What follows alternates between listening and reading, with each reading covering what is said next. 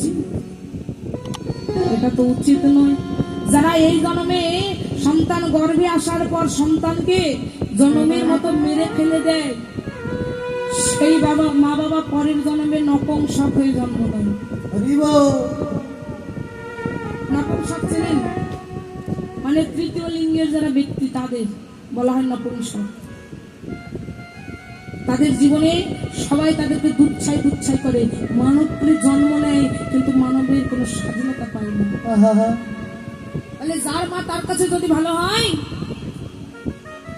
তাহলে এই জাগতিক জগতে তাদেরও তো মা ছিল, তাদের মা কি ভালো ছিল না?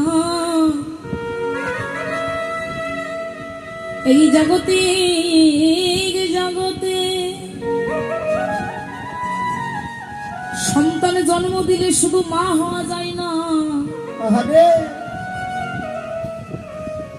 যেই সন্তান স্বামী, যে সন্তানকে কৃষ্ণ ভজনের পথ দেখিয়ে নামে, যেমন এখানে আমি কীর্তন করছি, আমি ভক্ত হতে পারিনি, কিন্তু আমি কীর্তন করছি।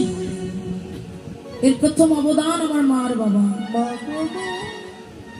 আমার মা আর এই জগতে নেই। মা আমার যখন দেড়